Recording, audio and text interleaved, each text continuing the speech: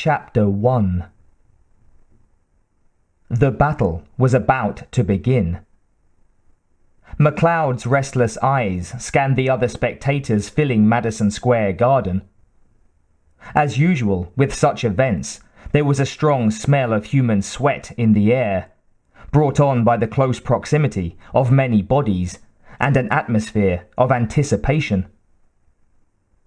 MacLeod's damp raincoat was uncomfortable, and he sat partly sideways in his seat to avoid pressure on the object he carried strapped to his back. A scattering of applause broke out, which increased in volume as 745 pounds of wrestling flesh climbed into the ring in two giant lumps: the Tonga Kid and the blonde backbreaker. Their opponents were already in there, snarling at the audience and flexing their muscles. All four wrestlers began prancing around and making threatening gestures toward one another. The crowd loved it. It was what they expected. MacLeod began to take an interest in the forthcoming battle, though his attention remained partly on the tiers of spectators that lined the ring, looking for old, familiar faces amongst the crowd. Would any of them be here tonight? He must expect them at any time, in any place, and he could never fully relax. To do so might prove fatal. He scratched at his 2-day growth of beard as the MC was calling for a lull in the pandemonium. "The toast from the coast, from Brad Street, USA!" cried the MC. The words were drowned occasionally in the roar of the spectators. As one of the wrestlers was being introduced, he suddenly ran across the ring and slammed his head on one of the corner posts. Women leapt from their seats, some of them cheering, some of them screaming abuse, depending on the position of their partisanship. Show, all show. But it was what they wanted. It was what they had paid to see. The blonde backbreaker leaned forward on the ropes, leering at the crowd, and seductively unzipped his jacket to reveal the solid chest beneath, covered in wiry hair. There were screams of delight from the spectators. A little girl, sitting on her mother's lap, looked across at MacLeod, possibly wondering at his lack of enthusiasm in the bedlam around her. The blonde backbreaker finally wriggled out of the slinky jacket, which he threw into the crowd, playing to their expectations. Bloodlust, thought MacLeod. It was like a tangible thing in the air around him. Yet there would be no blood. Not here. Merely an enactment. If you couldn't get the real thing, you went to a place like this, which pretended well enough to satisfy, but was actually quite safe, quite harmless. He had known other battles, other fights, where the gore had run in rivers, soaking the heather, turning the green and purple plants to scarlet. There had been spectators at those gatherings too, the camp followers. But there had been far fewer of them than the combatants. Here, the watchers outnumbered the combatants more than 1,000 to 1. A gladiatorial spectacle. The sound of the bell interrupted his thoughts, and he watched as the four wrestlers moved in on one another. The Tonga Kid immediately ran at his opponent and butted him in the belly, carrying him back and slamming him into a corner post. Then he gripped him by his long black hair and began hammering his head with his fist.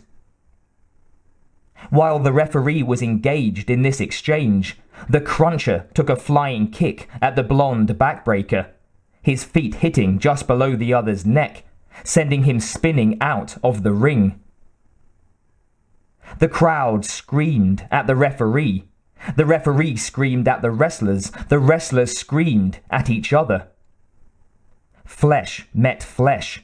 Bone met bone. Each blow looked a crippling one. Each arm lock appeared to be delivered with enough pressure to snap a 3-inch pole. Yet always the combatants parted, turned, gestured, snarled, and went in for more. A spectator near MacLeod shrieked, "Kill them!" Though who was supposed to kill whom, he didn't specify. Presumably, it was enough for him if somebody killed somebody. The chant was taken up around the gardens. Kill, kill, kill! Gradually, it dissolved into more specific requests for maiming and the sight of blood again. There were those who were happy with the old, banal phrases, and those who were more inventive, more poetic in their demands for broken bodies. MacLeod remained silent, staring with weary eyes at the scene before him. The little girl was sucking on a candy bar now, still staring at him rather than the wrestlers, and he grimaced at her, receiving a faint, uncertain smile in exchange. The girl tried to whisper to her mother, but the woman's attention was completely taken up by the 4 mounds of blubber in front of her, pounding away at each other's bodies. Her eyes were wide and shining, and there was a faint smile on her face. Her absorption in the scene before her seemed more complete than that of a Tibetan monk attempting to reach nirvana. The little girl might just as well try talking to a brick wall. Suddenly, the woman shrieked, "Tear his head off!" MacLeod jerked upright in his seat at these words, as they triggered a reaction in him. For 1 second, he was alert, but then he relaxed again, and stared at a Chinese spectator whose face told him he had his shirt on the Tonga Kid and his partner. His expression altered alternately from one of dismay to one of delight as the battle swayed, first one way and then the other. It almost seemed as if he were feeling the blows of his favourites himself. From time to time, he kept touching his breast pocket where, no doubt, his wallet was situated. The blonde backbreaker was lifting his opponent high above his head now, ready to slam him down on the canvas.